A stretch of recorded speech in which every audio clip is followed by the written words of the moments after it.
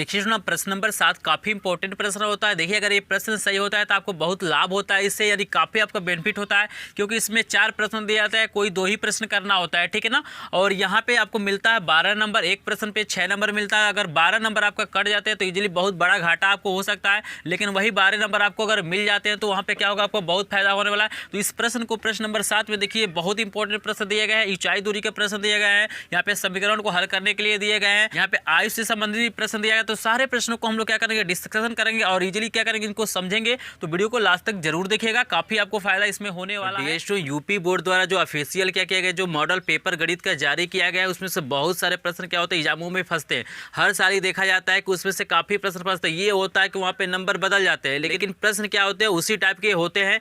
आपको YouTube पे प्रश्न नंबर 1 से 4 तक का बहुत सारा वीडियो मिल जाएगा, लेकिन प्रश्न नंबर 5 से लेके जो 7 तक के प्रश्न है, जो आपके 4 नंबर के और 6 नंबर के प्रश्न है, इसका सोल्यूशन आपको पूरे YouTube पे बहुत कम ही वीडियो मिलेगा, और जो भी मिलेगा उसमें पूरी तरह से समझाया नहीं गया है। तो इस वीडियो में क्या करूँगा, प्रश्न नंबर 5 से लेके प्रश्न नंबर 7 तक, यानी 5, 6, 7 जो हमारे क्या होते हैं, लॉन्ग वाले प्रश्न होते हैं और काफ़ी अच्छे नंबर दिलाते हैं, सबका मैं क्या करूँगा, इसमें सोल्यूशन बताऊँगा। अगर लास्ट तक वीडियो को देखते हैं तो ईजिली क्या करेंगे, सभी प्रश्न जो भी आपके पेपर में आएंगे ईजिली क्या करेंगे, सॉल्व कर लेंगे, क्योंकि आपको तरीका यहाँ पे पता चल जाएगा। आपको प्रश्न देखने के लिए मिल जाएगा कि किस तरह के प्रश्न आएंगे, इसको सॉल्व करने का तरीका क्या होता है, सारी चीजें क्या करेंगे इस वीडियो में डिस्कशन करेंगे, और बिल्कुल हम क्या करेंगे, एक्सप्लेन करके आपको क्या करेंगे, सारी चीजें यहाँ पे बताएंगे। तो चलिए इस वीडियो को स्टार्ट करते हैं और हम देखते हैं कि प्रश्न नंबर 5 से 7 तक का सोल्यूशन क्या है। तो यहाँ पे हम देखेंगे प्रश्न नंबर 5 का प्रश्न क्या दिया हुआ है, कह रहे 2 क्रमांगत धनात्मक पूर्णांक ज्ञात कीजिए जिनके वर्गों का योग 365। यहाँ पे ध्यान देना है कि जब भी ऐसे प्रश्न हो, वहाँ पे क्रमांगत धनात्मक पूर्णांक लिखे चाहे प्राकृतिक संख्या लिखे, तो उस कंडीशन में आपको पहला x मानना है और दूसरा x+1 मानना है। तो यहाँ पे सबसे पहले लिखेंगे कि माना 2 क्रमागत धनात्मक पूर्णांक क्रमशः x तथा x+1 है। तो आपको क्या करना है, सिंपली इसको मान लेना है। ये देखिएगा, ये कंडीशन तभी आप काम करेंगे जब आपके पास धनात्मक पूर्णांक आएगा या प्राकृतिक संख्या का आएगा, तो आपको x और x+1 मान लेना है। उसके बाद क्या करना, आपको लिखना है प्रश्नानुसार। क्या लिखना है, प्रश्नानुसार। तो यहाँ पे देखिए प्रश्न क्या कह रहा है, प्रश्न आपसे बता रहा है कि 2 क्रमागत धनात्मक पूर्णांक ज्ञात है जिनके वर्गों का योग 365 है। वर्गों का योग कहने का मतलब है कि पहली संख्या का वर्ग प्लस दूसरी वाली संख्या का वर्ग हमारा बराबर हो रहा है यहाँ पे 365 के। यानी कहने का मतलब यह है कि इन दोनों को वर्ग करके जब हम योग कर रहे हैं, जोड़ रहे हैं, तो क्या हो रहा है, 365 के बराबर हो रहा है। इजीली आपको समझ में आ रहा है। इजीली क्या करना है, इसको हल करना है और इसका गुणनखंड करेंगे, हमारे पास आंसर आ जाएगा। तो यहाँ पे देखिए x² तो रहेगा ही, इसको खोलेंगे a+b के होल स्क्वायर से, तो ये हो जाएगा x² + 1 का स्क्वायर + 2x हो जाएगा, क्योंकि a² + b² और प्लस हमारा क्या होता है 2ab, तो 2 गुणे x गुणे 1, तो 2 एकम 2 हो जाएगा, और यहाँ पे x हो जाएगा बराबर हमारा हो जाएगा ये 365। और यहाँ पे देखिए इन दोनों को जोड़ेंगे तो यहाँ पे हो जाएगा 2x² और यहाँ पे +2x को लिख लेते हैं, 1 का स्क्वायर करेंगे तो 1 हो जाएगा, ये प्लस इस पक्ष में आएगा तो हमारा माइनस हो जाएगा 365 = 0। और यहाँ देखिए 2x² और यहाँ पे तो वैसे ही रहेगा 2x, और यहाँ पे घटा लेंगे तो आपका हो जाएगा -300, हमारा क्या हो जाएगा 64 बराबर 0।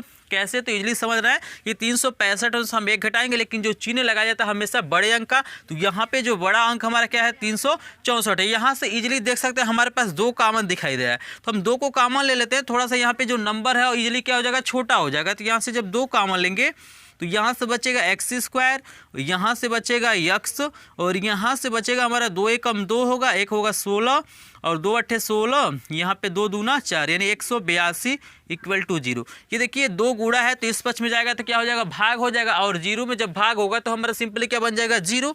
यानी इस पार्ट को मैं यहाँ पे लिखता हूँ ताकि इजीली ये सॉल्व हो सके। तो यानी x² + x -182 बराबर 0। अब देखिए इसी का हमें क्या करना है, गुणनखंड करना है। तो गुणनखंड कैसे करते हैं, तो यहाँ पे मैं बता दूं कि गुणा करने पर हमें 182 लाना है और घटाने पर 1 लाना है। ये तो सिंपली था। अगर करड़ी वाले आपको नहीं आते, बट्टे वाले नहीं आते, तो इसके लिए मैं स्पेशल वीडियो बनाया हूँ, जो आई बटन पे क्लिक करके आप देख सकते हैं, या डिस्क्रिप्शन में लिंक मिलेगा, वहाँ से किसी भी तरह का गुणनखंड हो इजीली क्या कर सकते हैं, मध्य पदों को तोड़ के आप लोग कर सकते हैं। तो उस वीडियो को देखिए, इजीली सारी चीजें क्लियर हो जाएंगी।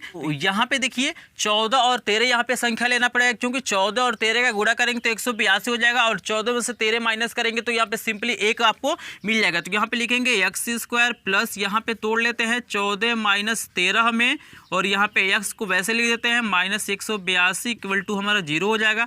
यहाँ पे देखिए x² वैसे रहेगा, यहाँ पे जब गुणा करेंगे तो यहाँ भी x आ जाएगा और यहाँ भी x हो जाएगा, तो प्लस का यहाँ हो जाएगा 14x माइनस यहाँ हो जाएगा 13x माइनस 182 बराबर हमारा 0 हो जाएगा। यहाँ पे दो का जोड़ा बना लेना, सिंपली आपको आता होगा। यहाँ पे देखिए कॉमन हमारा x कॉमन निकालिए, तो यहाँ पे x प्लस क्या हो जाएगा 14, यहाँ से माइनस हम 13 कॉमन निकालें। यहाँ पे देखिए जब बाहर माइनस होता है और जब हम कोष्टक का यूज करते हैं तो अंदर का चिन्ह बदल जाता है, तो ये हमारा माइनस है तो प्लस हो जाएगा। तो यहाँ से x प्लस ये हमारा हो जाएगा 14, क्योंकि हम 13 से भाग करेंगे तो 14 बारी में ये कटेगा। और फिर देखिए दोनों हमारा x प्लस 14 और यहाँ भी x प्लस 14, जब तक दोनों में एक जैसे नहीं आएगा तब तक हमारा ये गुणनखंड क्या होता है, सही नहीं होता है। तो यहाँ पे हम फिर कॉमन निकालेंगे x प्लस 14, तो यहाँ से बच जाएगा हमारा x और यहाँ से बच जाएगा माइनस का 13 इक्वल टू हो जाएगा 0। और दोनों देखिए 0 के बराबर, अलग अलग 0 के बराबर लिखा जा सकता है, यानी हमारा हो जाएगा x प्लस 14 बराबर 0, यहाँ पे x बराबर हो जाएगा -14।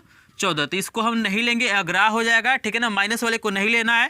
तो ये हो जाएगा x माइनस 13 बराबर 0, यानी x बराबर हमारा प्लस 13, तो इसी को हम लोग लेंगे। तो यहाँ पे देखिए हमने पहली संख्या को x माना था और दूसरी को x प्लस 1 माना था, तो यहाँ पे हम लोग लिखेंगे क्रमागत धनात्मक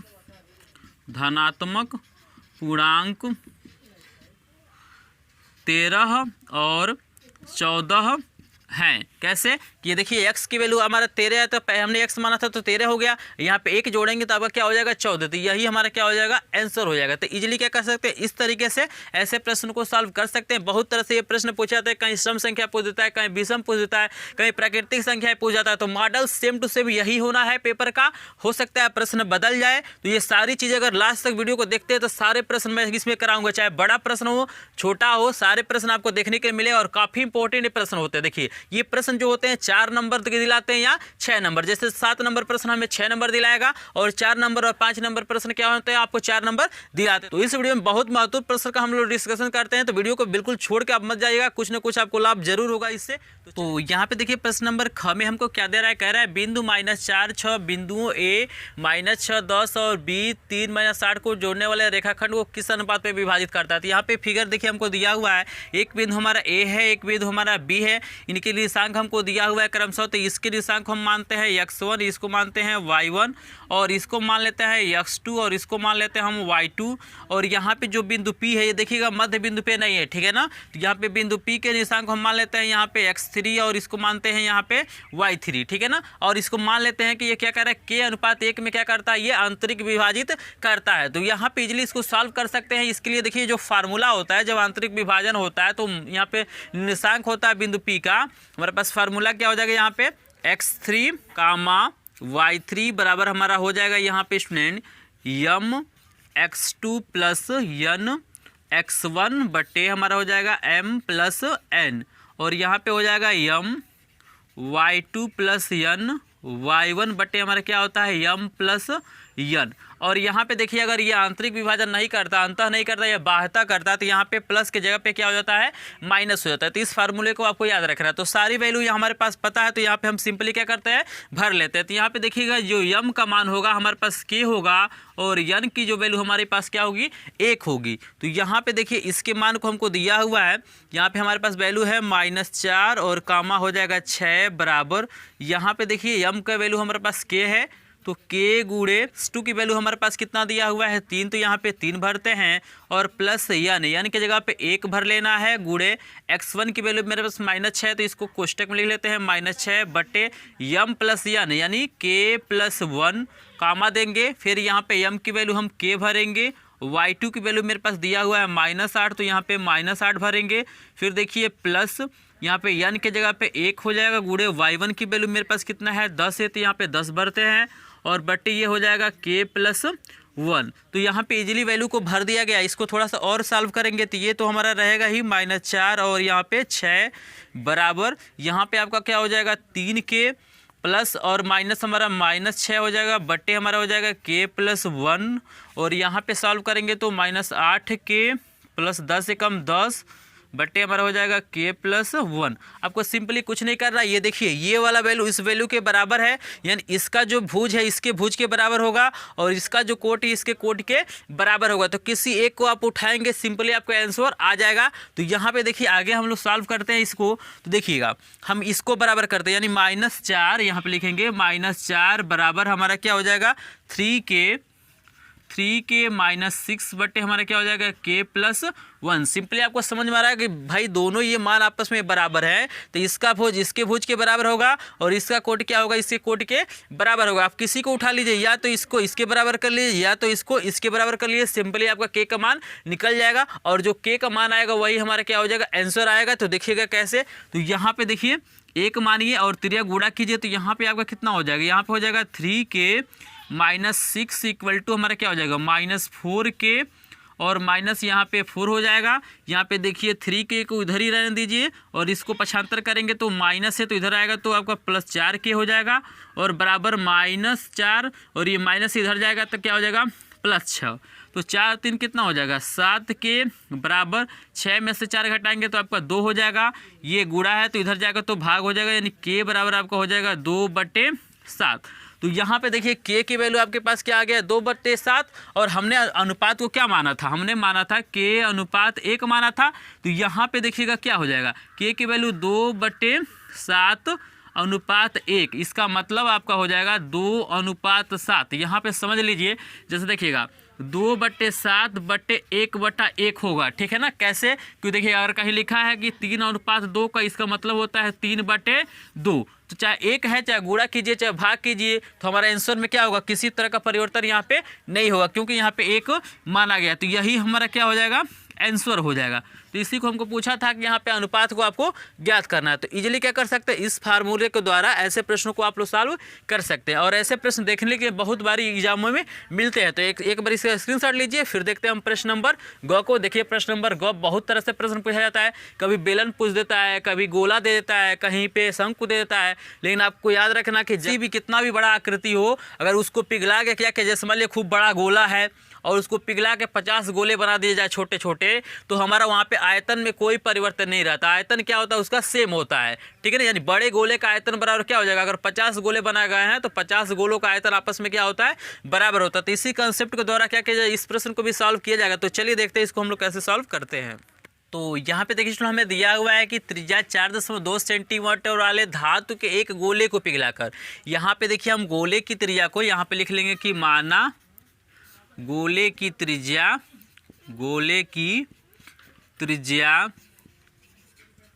R1 है, ठीक है ना। आपको सिंपली मान लेना, आप जो चाहे वो मान सकते हैं। तो यहाँ पे R1 मान लिया, यानी R1 की वैल्यू हमको यहाँ पे दिया हुआ है 4.2 यहाँ पे दिया हुआ है सेंटीमीटर। तो इसको हम लोग लिख लेते हैं। अब क्या बता रहा है, इसको पिघला के हम क्या कर रहे हैं 6 सेंटीमीटर त्रिज्या वाले एक बेलन के रूप में क्या करते हैं ढाला जाता है। यानी इसको पिघला देना है गोले को और उसी से क्या करना है, एक हमें बेलन बना लेना है जिसकी त्रिज्या क्या होना चाहिए 6 सेंटीमीटर होना चाहिए। तो बेलन की ऊंचाई हमसे क्या कर रहा है ये पूछ रहा है। तो यहाँ पे देखिए हम लोग एक चीज़ और मानेंगे, तथा बेलन की त्रिज्या यहाँ पे लिखेंगे त्रिज्या R है तथा इसकी ऊंचाई स्मॉल h है। ये सिंपली आपको क्या करना है मान सकते हैं। ये चाहे तो पार्ट जो है ना ऊंचाई सबसे पहले पूछ रहा है ना, तो आप यहाँ पे स्टार्टिंग में लिख सकते हैं कि माना बेलन की ऊंचाई h है, चाहे h मीटर है, ठीक है ना। इसको सिंपली आपको मानना है। यहाँ पे देखिए अब हमको r की वैल्यू कितना दिया हुआ है 6 सेंटीमीटर। तो इसको हम लोग लिख लेते हैं, यहाँ पे हम लोग h बराबर क्वेश्चन मार्क कर लेते हैं। तो यहाँ पे ये कंसेप्ट आपको पता है, मैंने स्टार्टिंग में ही बताया था कि हमारा जो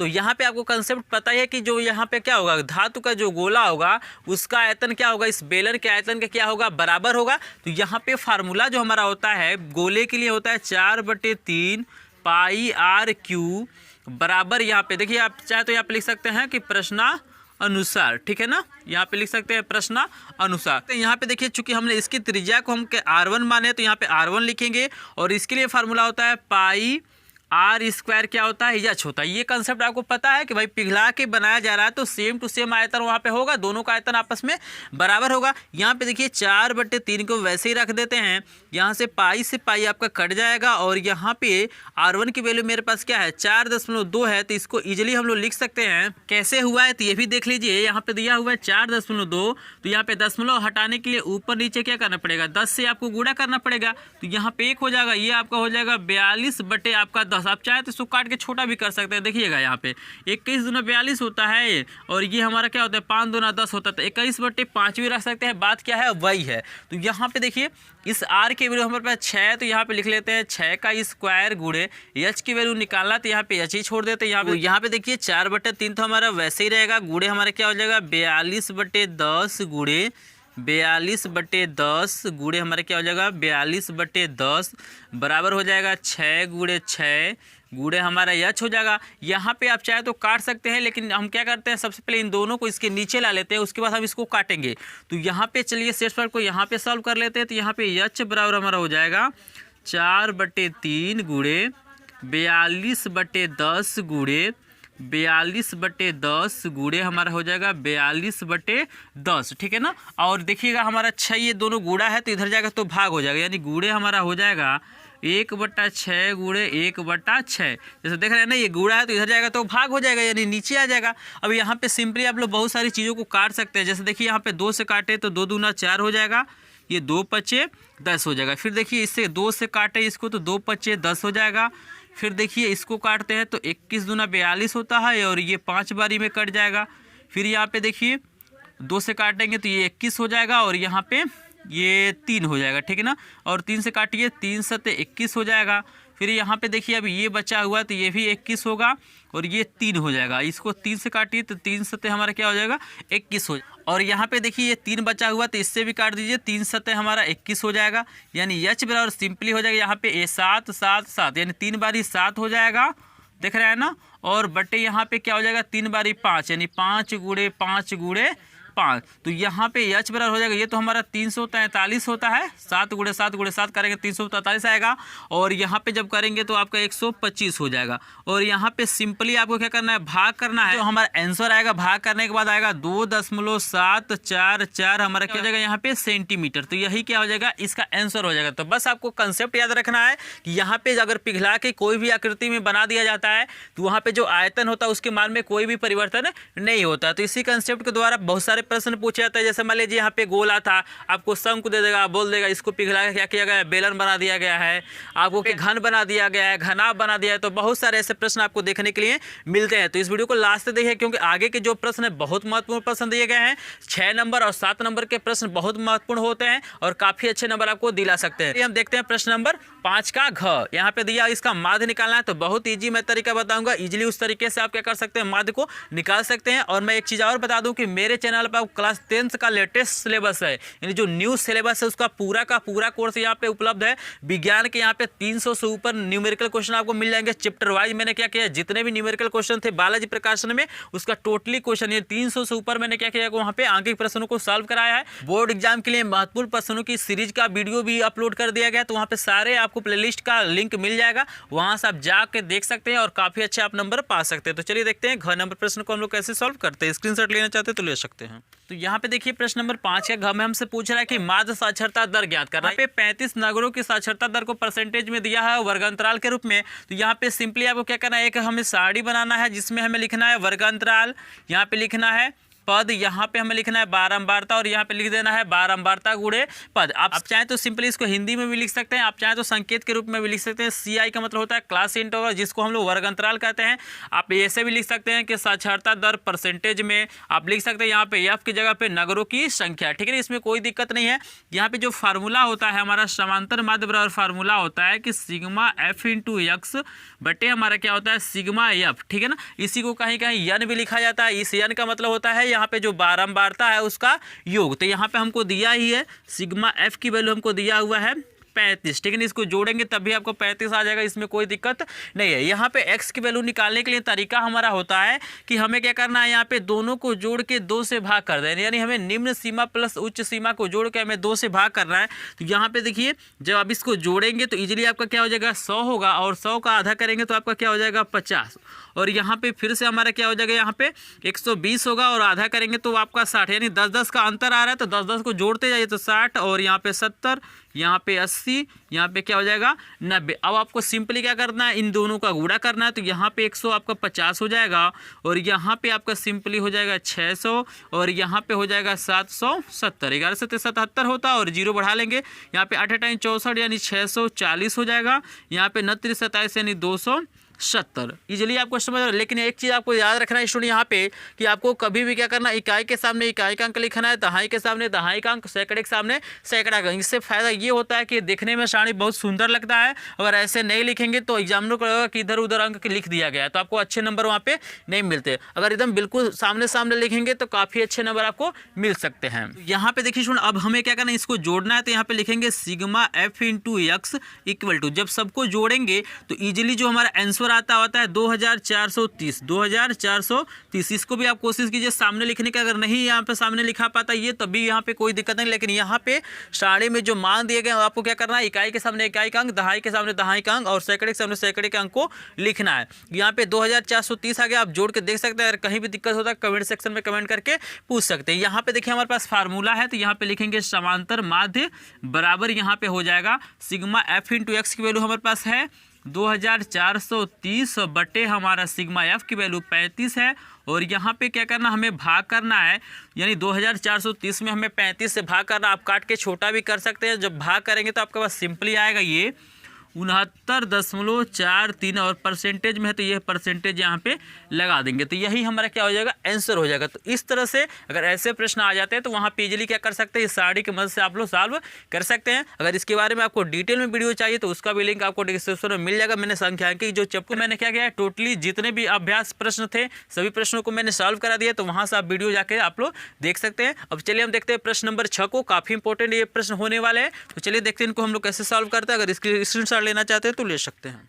तो देखिए हमारा जो 6ठा नंबर का क प्रश्न है, बहुत ही महत्वपूर्ण प्रश्न है। दिया हुआ है कि दो संख्याओं के वर्गों का अंतर 180 है, छोटी संख्या का वर्ग बड़ी संख्या का 8 गुना है, तो दोनों संख्याएं ज्ञात करना है। तो यहाँ पे सिंपली हमें मान लेना है कि माना दो संख्याएं x तथा y है, ठीक है। ये सिंपली आपको मान लेना है, लेकिन यहाँ पे कंडीशन दिया जा रहा है कि एक छोटा एक बड़ा है, तो यहाँ पे हम सिंपली मान लेते हैं कि जो x है y से क्या हो रहा है, बड़ा हो रहा है, इसको हम मान लेते हैं। यहाँ पे देखिए दो कंडीशन, तो यहाँ आप चाहे तो प्रश्नानुसार लिख सकते हैं, नहीं तो आप लिख सकते हैं प्रथम शर्त से या द्वितीय शर्त से। तो हम लिख लेते हैं डायरेक्ट प्रश्नानुसार। तो यहाँ पे देखिए प्रश्नानुसार जब लिख देंगे तो आपको सिंपली दोनों कंडीशन को यहाँ पे लिखना है। तो कह रहा है दो संख्याओं के वर्गों का अंतर 180 है, यानी x square minus y square बराबर 180 हमको दिया। समीकरण 1 मानते हैं, स्पष्ट आपको क्लियर है। हम क्या करेंगे, बड़ी वाली संख्या में सही छोटी वाली संख्या को यहाँ पे घटाएंगे। और दूसरा कंडीशन कह रहा है कि छोटी संख्या का वर्ग, यानी छोटी संख्या y है, इसका जो वर्ग हो रहा है वो क्या हो रहा है, बड़ी संख्या का 8 गुना है, यानी 8x। ये समीकरण नंबर 2 हो गया। इजीली समझ में आ रहा है, प्रश्न में कोई दिक्कत नहीं है, क्योंकि यहाँ पर स्पष्ट लिखा है कि छोटी संख्या का जो वर्ग है बड़ी संख्या के 8 गुने के क्या है, बराबर है। अब देखिए सुनिए, इसके बाद हमें क्या करना है, जो समीकरण 2 का मान है ना, समीकरण 1 में भर देना है। तो यहाँ पे लिखेंगे कि समीकरण 2 का मान समीकरण नंबर 1 में रखने पर। तो यहाँ पे देखिए शेष पार्ट को मैं यहाँ पे सॉल्व कर देता हूँ ताकि आपको इजीली दिखाई दे। तो यहाँ पे देखिए y स्क्वायर के जगह पर हम क्या लिख सकते हैं, 8x लिख सकते हैं। तो यहाँ पे हम लिखेंगे x स्क्वायर माइनस ये y स्क्वायर के जगह पे आपका हो जाएगा 8x। तो यहाँ पे 8x लिखते हैं, और यहाँ पे लिख लेते हैं बराबर का 180, यानी x स्क्वायर माइनस 8x, ये प्लस है तो इधर आएगा तो माइनस हो जाएगा, यानी माइनस 180 बराबर 0। अब हमें सिंपली क्या करना है, इसका गुणनखंड करना है। तो इसका गुणनखंड कैसे कर सकते हैं, तो गुणा करने पर हमें 180 लाना है और घटाने पे 8 लाना है। तो यहाँ पे कैसे हम लोग तोड़ सकते हैं, तो इसको तोड़ सकते हैं 18 और 10 में, क्योंकि 18 और 10 का गुणा करेंगे तो 180 आ जाएगा, और 18 में से 10 माइनस करेंगे तो आपके पास 8 आ जाएगा। तो यानी हम लिख सकते हैं x स्क्वायर माइनस 18 -10, क्योंकि 18 में से 10 घटाएंगे तो आप 8 आ जाएगा, और x को यहाँ पे गुणे के रूप में लिख देते हैं, और -180 को वैसे हम लोग लिख लेते हैं। और आगे आपका माइनस है, तो जब ये कोष्टक खुलता है तो वहाँ पे चिन्ह बदल जाता है, यानी हो जाएगा x² - 18x प्लस का 10x - 180 बराबर 0। आप चाहते तो डायरेक्ट इस पार्ट को भी लिख सकते हैं, इसको लिखने की आवश्यकता नहीं है, बस आपको समझने के लिए मैंने क्या किया यहाँ पे लिखा है। इसके बाद देखिए यहाँ पे जोड़ा बनाइए और यहाँ से कॉमन निकालिए, तो यहाँ से x कॉमन निकालिए तो यहाँ से बचेगा x - 18, और यहाँ पे सिंपली आप 10 निकाल सकते हैं, तो यहाँ बचेगा x - 18 बराबर 0। जब तक ये दोनों बराबर नहीं आएगा तब तक आपका गुणनखंड क्या होता है, सही नहीं होता है। फिर यहाँ पे कॉमन हमको x - 18 दिखाई दे रहा है, तो यहाँ से हमारा बचेगा x और यहाँ से बचेगा प्लस का 10। ये दोनों 0 के बराबर है, तो इन्हें हम क्या कर सकते हैं, अलग अलग 0 के बराबर लिख सकते हैं। तो यहाँ पे देखिए क्या हो जाएगा स्टूडेंट, x की वैल्यू यहाँ से निकल जाएगी 18 प्लस में निकलेगा, और यहाँ पे x + 10 बराबर जब 0 करेंगे तो x बराबर क्या हो जाएगा -10। तो इस वैल्यू को आपको नहीं लेना है, धनात्मक वैल्यू को ही क्या करना है, आपको लेना है। तो यहाँ पे x की वैल्यू निकल गया, तो हम लोग क्या कर सकते हैं, इजीली समीकरण नंबर 2 में चाहे 1 में रख के हम लोग y की वैल्यू को भी निकाल सकते हैं। तो चलिए x की वैल्यू को हम लोग समीकरण नंबर 2 में रख लेते हैं। तो यहाँ पे लिखेंगे x बराबर 18 समीकरण 2 में रखने पर, तो यहाँ पे देखिए y² तो हमारा रहेगा ही, और यहाँ पे क्या है 8 तो रहेगा ही, तो 8 गुणे x की जगह पे हम लोग लिख लेंगे 18, तो यहाँ पे 18 और y² बराबर हो जाएगा, यहाँ पे गुणा करेंगे तो 144 होगा, और यहाँ पे y बराबर क्या हो जाएगा आपका प्लस माइनस क्या हो जाएगा आपका 12। तो प्लस वाला ही आपको क्या करना है, यहाँ पे लेना है। तो यहाँ पे जो हमने माना था, देखिए इस संख्याओं का x और y माना था, तो यहाँ पे हो जाएंगी संख्याएं जो यहाँ पे निकल के आएंगी हमारी, यहाँ पे क्या हो जाएंगी, एक हमारा कितना आया है 18 और एक हमारा कितना आया है 12। तो ये आंसर देखिएगा 12 18 भी लिख सकता है और 18 12 भी लिख सकता है, तो यही हमारा क्या हो जाएगा, करेक्ट आंसर हो जाएगा। तो इजीली आपको समझ में आ गया होगा प्रश्न। अगर ऐसे प्रश्न आते हैं तो इजीली आप लोग सॉल्व कर लेंगे। और बहुत ही इंपॉर्टेंट प्रश्न हम देखने जा रहे हैं। प्रश्न नंबर देखिए 6 का ख है, यहाँ पे फिगर आपको दिखाई दे रहेगा। इसमें क्या करना है, छायांकित भाग का क्षेत्रफल निकालना है। तो बहुत शानदार तरीके से मैं यहाँ पे क्या करूँगा, आपको छायांकित भाग का क्षेत्रफल निकाल के दिखाऊंगा, और बहुत आसान है ये प्रश्न, बस थोड़ा सा आपको क्या करना है यहाँ पे समझना है। तो चलिए हम लोग देखते हैं प्रश्न नंबर 6 के ख को। तो यहाँ पे आपको स्क्रीन पे इसका फिगर नजर आ रहा होगा। यहाँ पे कह रहा है कि दी गई आकृति में छायांकित क्षेत्र का क्षेत्रफल ज्ञात किए, जहाँ ABCD भुजा 14 सेंटीमीटर का एक वर्ग है। आपको फिगर यहाँ पे नजर आ रहा होगा स्टूडेंट, यहाँ पे देख सकते हैं ABCD जो हमारा एक क्या है, वर्ग है, जिसकी भुजा हमको 14 सेंटीमीटर दिया है। तो यहाँ पे देखिए, यहाँ पे दो वृत्त, एक दो ऊपर दिखाई दे रहा है और दो नीचे दिखाई दे रहा है, ठीक है ना। तो यहाँ पे जो वृत्त की त्रिज्या होगी, जैसे आधा जब करेंगे ना, जैसे 14 है तो आधा करेंगे तो क्या हो जाएगा 7, इस वृत्त का हमारा व्यास हो जाएगा, और 7 क्या हो जाएगा, इस वृत्त का व्यास हो जाएगा। तो यहाँ पे जो वृत्त की त्रिज्या होगी कितनी होगी, 7/2 हो जाएगी, क्योंकि आधा जब करेंगे तो यहाँ पे व्यास का काम करेगा, फिर इसके लिए भी क्या करेगा, व्यास के। तो यहाँ पे हम सिंपली इसका हम लोग छायांकित भाग का क्षेत्रफल निकाल सकते हैं। कैसे, तो आपको बस क्या करना है इसमें, आपको वर्ग के क्षेत्रफल में से इन चारों जो आपको वृत्त दिखाई दे रहा है, इनके क्षेत्रफलों को क्या करना है, इजीली माइनस करना है। तो यहाँ पे हम लोग लिखेंगे कैसे, तो लिखेंगे कि हमको दिया हुआ है r बराबर हमारा हो जाएगा यहाँ पे 7/2। अब वर्ग की जो हमारी भुजा है a हमको कितना दिया हुआ है, ये 14 सेंटीमीटर, और ये हमारा हो जाएगा 7/2 सेंटीमीटर। अब इजीली हम छायांकित भाग का क्षेत्रफल निकाल सकते हैं। तो यहाँ पे लिखेंगे हम लोग छायांकित भाग का क्षेत्रफल बराबर हमारा यहाँ पे क्या हो जाएगा, वर्ग ABCD का क्षेत्रफल -4 गुणे वृत्त का क्षेत्रफल, क्योंकि चारों वृत्त क्या है, एक समान है, चाहे आपको लिख सकते थे चारों वृत्तों का क्षेत्रफल। बात क्या है, वही है। तो यहाँ पे वैल्यू को पुट करना है। तो यहाँ देखिए वर्ग की क्षेत्रफल का फार्मूला हमारा होता है भुजा गुणे भुजा, या इसी को लिख सकते हैं A²।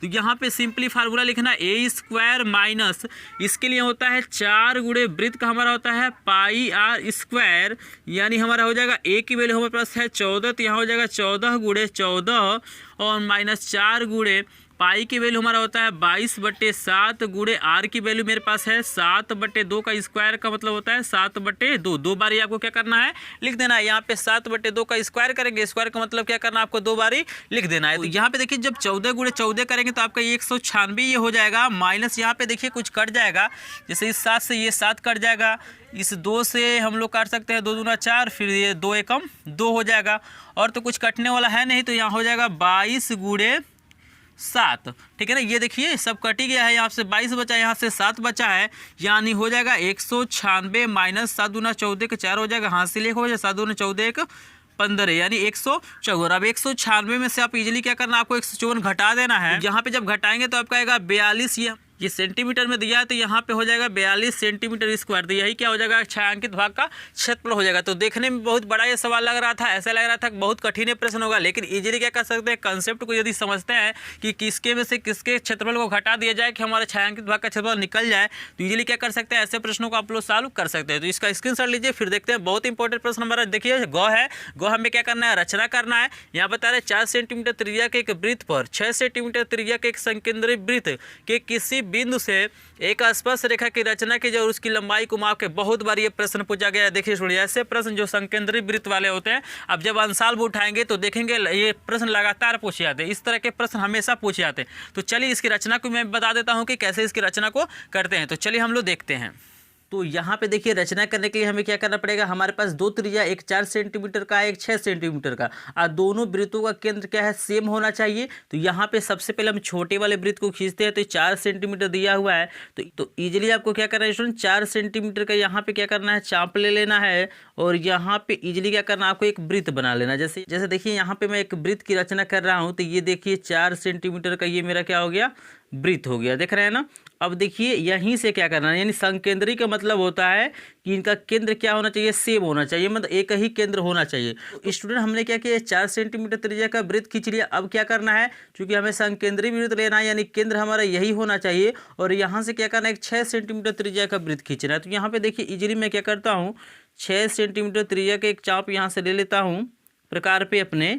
तो यहाँ पे देख सकते हैं 6 सेंटीमीटर में फैला लिया इसको। अब यहाँ पे केंद्र तो वही रहेगा। अब इजीली मुझे क्या करना है, यहाँ पे 6 सेंटीमीटर त्रिज्या का एक क्या करना है, वृत्त खींचना है। तो इजीली इसको आप लोग बना सकते हैं, इसमें कोई दिक्कत नहीं है। सबसे पहले आपको क्या करना है, छोटा वाला त्रिज्या लेके बनाना है, फिर बड़े वाले को लेके बनाना है, और इसके यहाँ पे क्या करना है, आपको एक पॉइंट थोड़ा सा लगा देना है। तो देखिए स्पर्श रेखा कहाँ से कहाँ खींचना और किस वृत्त पे खींचना है। तो यहाँ पे देखिए बड़े वाले वृत्त से क्या करना है, आपको ये छोटा वाला जो आपको वृत्त दिखाई दे रहा है, इस पे क्या करना है, स्पर्श रेखा खींचना है। तो सिंपली स्पर्श रेखा खींचने के लिए हमें इसको मिलाना पड़ेगा। तो यहाँ से मैं क्या करता हूँ, यहाँ पे एक सीधा लाइन खींच के इसको क्या करता हूँ, मिला देता हूँ। यहाँ से इजीली देख सकते हैं। तो इसका हम कुछ नाम भी रख देते हैं। तो इसका नाम हम ओ रख लेते हैं, यहाँ पे हम लिख लेते हैं पी इस बिंदु का। आपके अपने अनुसार कुछ भी लिख सकते हैं, यहाँ ए लिख सकते हैं, यहाँ पे बी लिख सकते हैं, जैसे आपको लगो आप मान सकते हैं, इसमें कोई दिक्कत नहीं है। तो इसके बाद से देखिए स्पर्श रेखा खींचने के लिए मैंने आपको बताया था कि यहाँ पे जो रेखा खींचा जाता है, तो इसका हमें करना अर्धक, यानी आधे से अधिक दूरी लेके, और यहाँ पे क्या करना है, एक ऊपर चाप खींचना है, इजीली देख सकते हैं, और यहाँ से क्या करना है, एक नीचे चाप खींच लेना। इसका अर्धक कर रहे हैं, जो ओपी रेखा है इसका हम क्या कर रहे हैं, अर्धक कर रहे हैं, यानी 2 बराबर भागों में बांट रहे हैं। तो फिर देखिए जैसे यहाँ से खींचे हैं, बिल्कुल यहाँ से बिंदु पी से आप खींच लेंगे, हल्के हाथों से खींचा जाता है। यहाँ पे देख रहे हैं ना, तो ये यहाँ पे काट दिया, और इसको भी आप इजीली काट सकते हैं, जैसे यहाँ पे देख सकते हैं ये वाला यहाँ पे काट दिया है।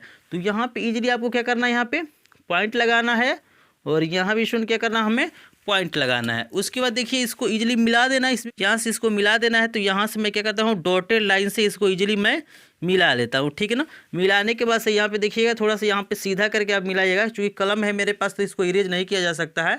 तो यहाँ पे इसको मिला लेना है। अब यहाँ पे जो काटा हुआ है देख रहे हैं, ओपी रेखा को ये जहाँ काटा हुआ है, तो यहाँ पे आपको यम लिख लेना। आप कुछ भी मान सकते हैं, इसमें कोई दिक्कत नहीं है। अब इसके बाद देखिए क्या करना है, आपको या तो पीएम त्रिज्या का एक वृत्त खींचना है, या ओएम त्रिज्या का, जो कि दोनों आपस में बराबर है, अर्धक किया गया है। तो यहाँ पे किसी को आप त्रिज्या मान के, और यहाँ से क्या करना, सिंपली आपको एक वृत्त खींचना। देख रहे हैं ना, ये हम त्रिज्या ले लिए, ये भी हमारा सेम ही होगा, इसमें कोई दिक्कत नहीं है।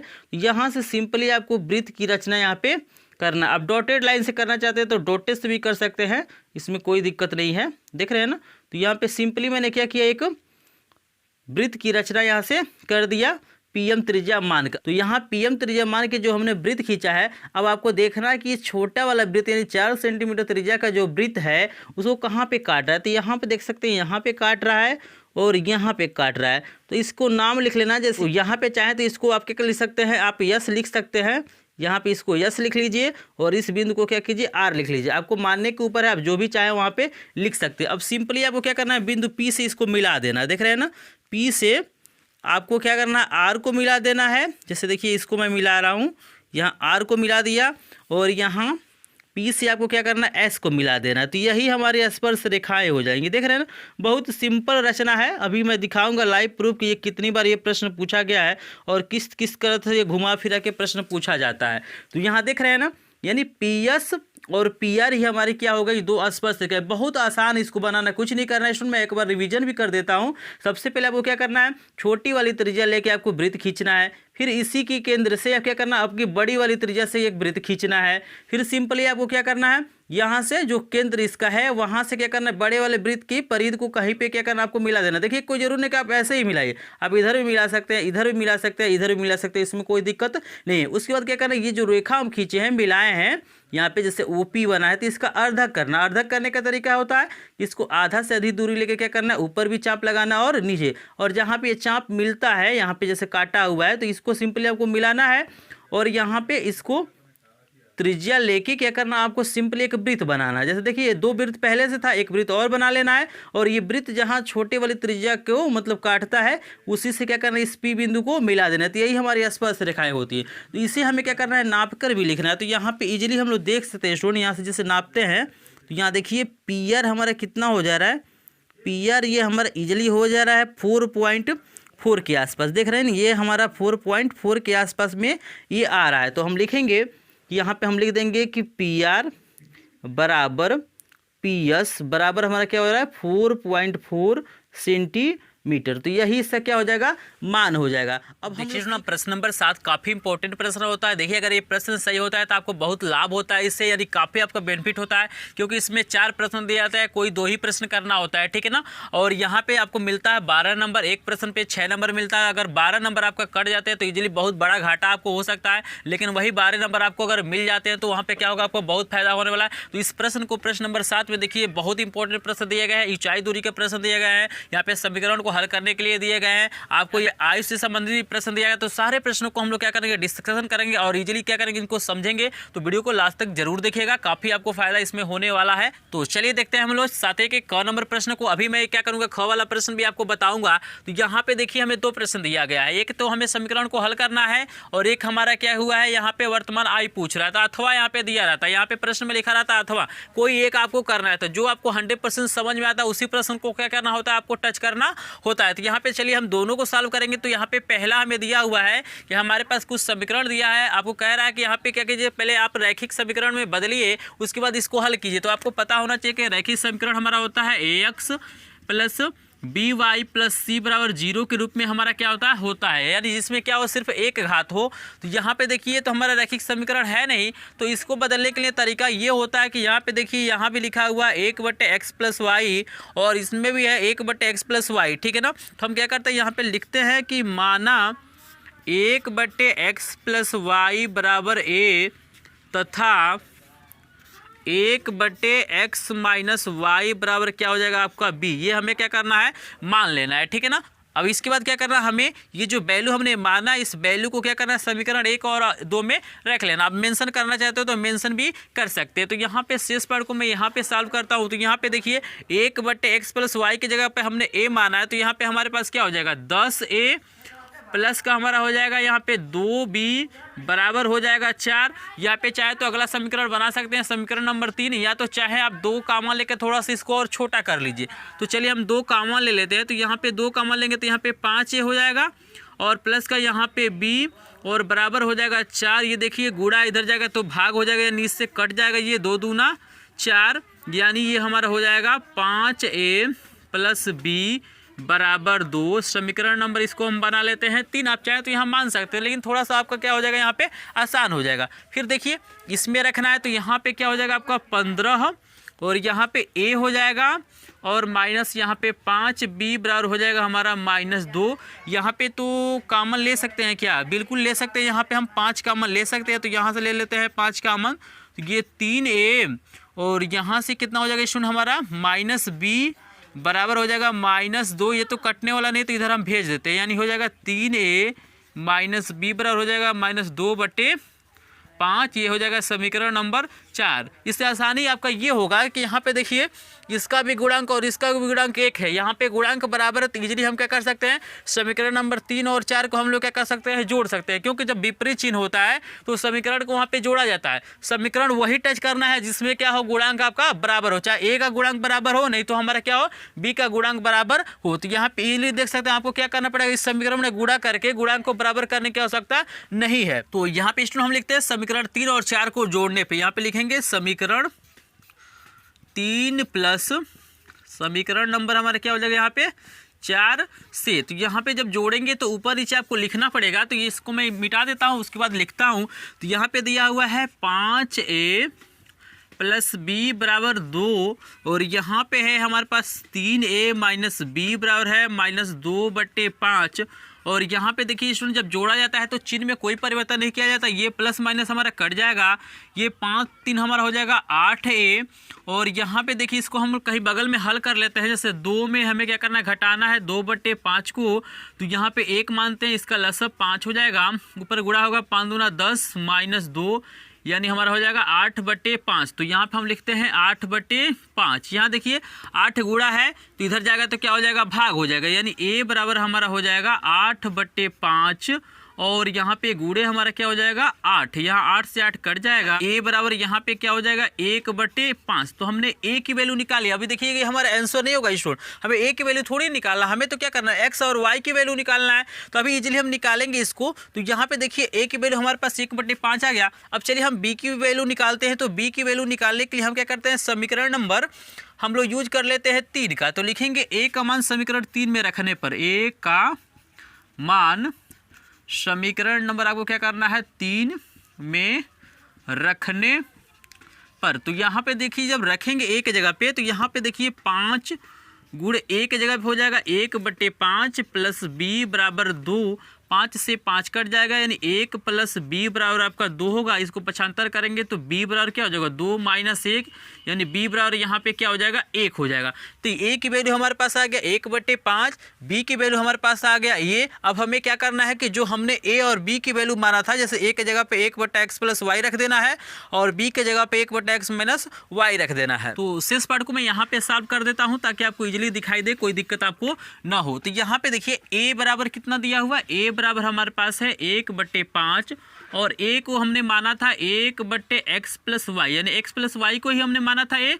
तो ये हम वैल्यू पुट कर दिए यहाँ पे, तो ये गुणा करेंगे तो हो जाएगा x प्लस वाई बराबर 5। ये समीकरण नंबर हो जाएगा 5, क्योंकि 4 नंबर तक का समीकरण ऑलरेडी मेरे पास है, तो ये 5 हो जाएगा। फिर हमने b बराबर यहाँ पे लाया है 1 लाया है और b की जगह पे हम रखेंगे 1/x माइनस वाई बराबर 1/1, त्रिया गुणा करेंगे तो x माइनस वाई बराबर 1 होगा। समीकरण नंबर ये 6 हो जाएगा। और फिर देखिए इन समीकरणों को भी हमें हल करना पड़ेगा। तो यहाँ पे देखिए y का गुणांक बराबर है, ठीक है ना, और दोनों का चिन्ह अलग अलग है, तो हम समीकरण क्या करते हैं 5 और 6 को जोड़ लेते हैं। तो यहाँ पे लिखेंगे कि समीकरण 5 प्लस समीकरण हमारा क्या हो जाएगा यहाँ पे 6 से, यानी 5 और 6 को इजीली हम लोग क्या करेंगे जोड़ेंगे और हमारे पास आंसर आ जाएगा। तो ऊपर नीचे लिखना पड़ेगा, तो यहाँ लिखेंगे x प्लस वाई बराबर 5 और यहाँ लिखेंगे x माइनस वाई बराबर 1। यहाँ पे जोड़ेंगे तो y से y कट जाएगा, यहाँ हो जाएगा 2x बराबर हमारा क्या हो जाएगा यहाँ पे 6 और 2 से भाग करेंगे तो 2 3 6 होता है, यानी x की वैल्यू हमारे पास 3 हो जाएगी। अब y की भी वैल्यू निकालना है, तो हम यहाँ पे क्या करेंगे इस x की वैल्यू को हम ना समीकरण नंबर 5 में या 6 में किसी में रख सकते हैं। तो चलिए हम समीकरण नंबर आप रख सकते हैं 5 में। तो यहाँ पे लिखेंगे समीकरण,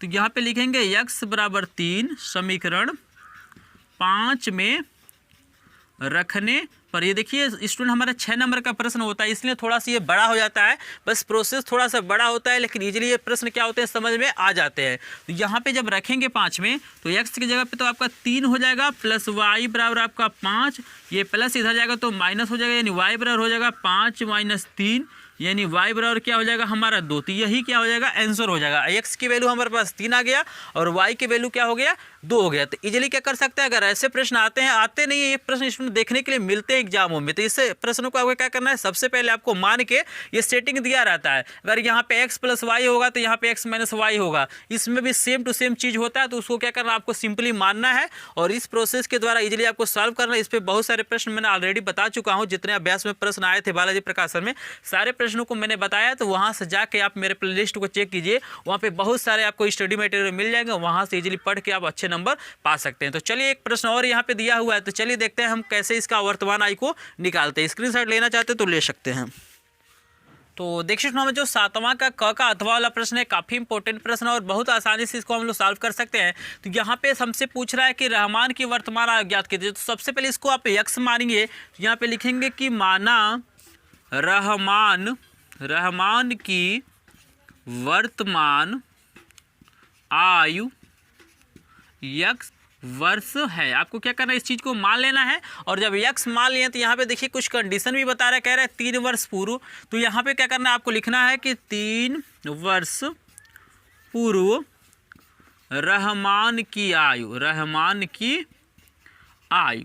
तो यहाँ पे देखिए पूर्व पूछ रहा है, यानी पहले पूछ रहा है, तो यहाँ पे देखिए पूर्व जब कहता है, पहले शब्द कहता है, तो वहाँ पे क्या किया जाता है, घटाया जाता है। जैसे आप मान लीजिए इस समय आपका क्या है, आयु जो है 14 साल का है, और कोई पूछता है 4 साल पहले आपकी आयु बताई, चाहे पूर्व आयु बताएगी, तो वहाँ पे 4 साल आपको घटाना पड़ेगा ना, तो आपका कितना हो जाएगा 10 साल होगा 4 साल पहले। उसी प्रकार यहाँ पे देखिए वर्तमान आयु इसका x वर्ष है और 3 वर्ष पूर्व पूछा जाए तो क्या हो जाएगा, x में से आपको 3 घटाना पड़ेगा, तो ये हो जाएगा x माइनस 3, यहाँ पे हम लोग लिख लेंगे वर्ष, और इसका व्युत्क्रम निकालेंगे। तो यहाँ पे लिखते हैं व्युत्क्रम, तो इसके आयु का जो व्युत्क्रम होगा 1 बट्टे हमारा क्या हो जाएगा x माइनस 3, यहाँ पे वर्ष हो जाएगा। इजीली इस चीज़ को समझना है। व्युत्क्रम का मतलब क्या होता है, अगर आपसे पूछा जाए कि 2 का व्युत्क्रम क्या होगा, तो आपका 1/2 होता है, ठीक ना। जैसे 1/2 का हमारा 2 होता है, तो सिंपली इस चीज़ को आपको क्या करना है, समझना है, और इसी से हमने क्या किया, इस चीज़ को लिखा है।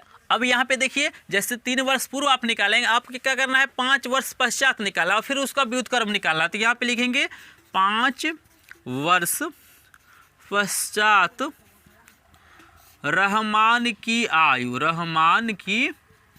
आयु। देखिएगा बाद का पूछ रहा है, तो हम क्या करेंगे, इतना साल 5 साल आपको क्या करना पड़ेगा, जोड़ना पड़ेगा, यानी वर्तमान आयु में ये 5 वर्ष आपको जोड़ना पड़ेगा। तो ये हो जाएगा x प्लस 5, यहाँ पे हो जाएगा वर्ष, और इसका भी निकाल लीजिए आप व्युत्क्रम, यहाँ पे लिखेंगे व्युत्क्रम बराबर हो जाएगा 1/x प्लस 5, यहाँ पे आप वर्ष लिखना चाहते हैं तो लिख सकते हैं। अब देखिए प्रश्न में चलिए, अब प्रश्नानुसार लिखेंगे, क्या लिखेंगे, प्रश्नानुसार। ये तो शर्तें थी, इसको हमने माना है। अब देखिए प्रश्न क्या कह रहा है, आप ध्यान से पढ़िए। कह रहा है कि 3 वर्ष पूर्व रहमान की आयु का व्युत्क्रम और 5 वर्ष पश्चात आयु के व्युत्क्रम का योग दिया है 1/3, यानी इसको और इसको जोड़ रहे हैं तो 1/3 के बराबर हो रहा है, यानी हम लोग लिखेंगे 1/x minus 3 plus 1/x plus 5 बराबर हो रहा है 1/3, और इसी समीकरण को हल करना, इजीली आपका आंसर आ जाएगा। तो यहाँ पे चलिए इसको हल भी कर लेते हैं।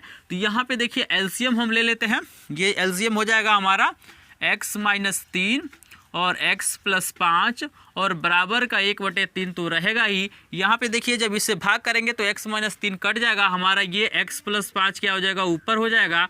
उसी प्रकार देखिए यहाँ पे जब भाग करेंगे तो ये वाला कट जाएगा और ये x माइनस 3 आपका ऊपर बचेगा। इजीली इस चीज़ों को आप समझ रहे होंगे। यहाँ पे देखिए x हमारा हो जाएगा 2x और 5 में से 3 घटाएंगे तो आपका 2 हो जाएगा, और बटे यहाँ पे गुणा भी कर सकते हैं, ये कितना हो जाएगा x² और ये हो जाएगा प्लस का 5x और ये हो जाएगा माइनस 3x और 5 कितना होता है माइनस का आपका हो जाएगा ये 15 और बराबर हो जाएगा 1/3। कैसे हुआ तो मैं बता दूं, यहाँ पे पहली वाली संख्या से इन दोनों में गुणा किया गया तो x गुणा x x² और x गुणे 5 हमारा 5x हो गया है। -3 से इन दोनों में गुणा किया है तो प्लस है, तो दोनों माइनस हो जाएगा, तो 3x और 5 कितना हो जाएगा 15। अब इजीली आपको क्या करना है, त्रिज्या गुणा करना है। तो यहाँ पे जब गुणा करेंगे तो क्या हो जाएगा एक्स स्क्वायर, यहाँ पे हमारा क्या हो जाएगा प्लस, यहाँ 5x में से 3x जाएगा तो 2x माइनस 15 बराबर, यहाँ पे 1 से गुणा करेंगे तो सेम टू सेम यही चीज मिलेगा। यहाँ गुणा करेंगे तो 3 दूना 6x प्लस 3 दूना 6। अब देखिए स्टूडेंट यहाँ पे ये जो पद दिया गया इसको भी हम इधर ही बुला लेते हैं। तो यहाँ पे एक्स स्क्वायर और यहाँ पे देखिए प्लस 2x, ये प्लस इधर आएगा तो -2x माइनस 15 और -6 बराबर 0 हो जाएगा। यहाँ एक्स स्क्वायर, ये 6 में से 2 घटाएंगे तो -4x हो जाएगा और 15 6 हमारा -21 हो जाएगा इक्वल टू 0। ये हमारा बन गया द्विघात समीकरण। और इस द्विघात समीकरण को हमें क्या करना है, सॉल्व करना है गुणनखंड करके। तो गुणनखंड करके जब सॉल्व करेंगे तो इजीली x की वैल्यू आपके पास आ जाएगी। तो यहाँ पे कह रहा है गुणा करने पर आपको 21 लाना है और घटाने पे 4 लाना है। तो 7 तरीके 21 और 7 में से 3 घटाएंगे तो आपका 4 हो जाएगा। यानी लिख सकते हैं x square minus 7 minus 3 x minus 21 equal to 0। यहाँ पे हो जाएगा x square minus 7x plus 3x minus 21 बराबर 0। कैसे, तो यहाँ पे देख लीजिए ये आगे माइनस है और जब कोष्टक खुलता है तो अंदर का चिन्ह क्या होता है, बदल जाता है। तो ये प्लस था तो माइनस हो गया है और ये माइनस था तो प्लस हो गया और x गुणे के रूप में है तो इसमें भी आ जाएगा और इसमें भी। आप चाहें तो डायरेक्ट यहाँ से भी लिख सकते हैं, इसमें कोई दिक्कत नहीं है। तो यहाँ पे देखिए 2 का जोड़ा बनाइए और कॉमन ढूंढिए। तो यहाँ से x निकलेगा तो x माइनस 7 यहाँ बचेगा और यहाँ से 3 निकाल लीजिए तो यहाँ पे x माइनस 7 बचेगा बराबर 0 हो जाएगा। इन दोनों में देखिए यहाँ भी x माइनस 7 कॉमन है, यहाँ भी है, तो यहाँ पे निकालिए x माइनस 7 को तो यहाँ बचेगा x प्लस 3 बराबर का 0।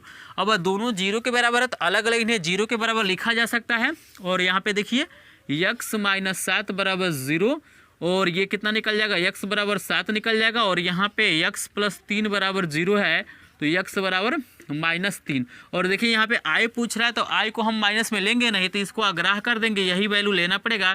तो यहाँ पे लिखेंगे कि अतः रहमान की वर्तमान आयु 7 वर्ष है, 7 वर्ष है। तो यही स्टूडेंट हमारा क्या हो जाएगा, आंसर हो जाएगा। तो इस तरह के अगर प्रश्न आ जाते हैं तो इजीली आपको क्या करना है, पहले तो कंडीशन को मान लेना है और प्रश्नानुसार लिख के इसको इजीली हम लोग क्या कर सकते हैं, सॉल्व कर सकते हैं। तो मुझे आशा है स्टूडेंट ये को और इसका अथवा वाला प्रश्न आपको इजीली समझ में आ गया होगा। अगर प्रश्न समझ में आ गया हो तो प्लीज़ वीडियो को लाइक कीजिएगा, चैनल पर नए चैनल को सब्सक्राइब भी कीजिए, क्योंकि इसके बाद आपको देखने को मिलेगा विज्ञान का मैं क्या करूँगा, आपको मॉडल पेपर का सोल्यूशन आपको कराऊंगा। तो चलिए हम देखते हैं प्रश्न नंबर 7 का ख कैसे हम लोग सॉल्व करते हैं। यहाँ पे प्रश्न दिया हुआ है, एक बहुमंजिल भवन के शिखर से देखने पर 8 मीटर ऊंचे भवन के शिखर और तल के अनुमान कोण क्रमशः 30 अंश और 45 अंश है। बहुमंजिल भवन की ऊंचाई और 2 भवनों के बीच की दूरी ज्ञात करना है। तो यहाँ पे देखिए 2 चीजें यहाँ पे पूछा हुआ है। यहाँ पे मैं बता दूं, यहाँ पे जो लिखा गया 8 मीटर जो दिया हुआ ये हमारा क्या यहाँ पे भवन है और यहाँ पे ये पूरा वाला हमारा बहुमंजिल भवन है। इसका मतलब होता है क्या, उसमें बहुत सारे यहाँ पे मंजिल है, ये इससे क्या यानी इस भवन से ये क्या है, बड़ा है। और इसके ऊंचाई को हमने h माना है और 2 भवनों के बीच की दूरी को हमने क्या किया, x माना है। तो यहाँ पे इस चीज को हम लोग लिखेंगे कि माना बहुमंजिल, यहाँ पे लिखेंगे बहुमंजिल भवन की ऊंचाई h मीटर तथा 2 भवनों के बीच की दूरी x मीटर है। आपको सिंपली क्या करना, आपको मान लेना है। इसमें बहुत सारी चीजें आप लिख सकते हैं, आप चाहे तो लिख सकते हैं AB बराबर 8, CD बराबर 8, D बराबर h माइनस 8, क्योंकि ये पूरा अगर h है और ये हमारा देखिए 8 है तो ये भी हमारा 8 होगा, क्योंकि आमने सामने की भुजाएं यहाँ पे क्या हो जाएंगी, बराबर हो जाएगी। एक आयत की आकृति यहाँ पे है और x इसको माना गया तो ये भी हमारा x होगा। यहाँ पे देखिए जो हम यहीं पे जो ओरिजिनल कोण बन रहा है यहाँ पे बन रहा है, ठीक है, यही हमारा क्या होता है, अवनमन कोण।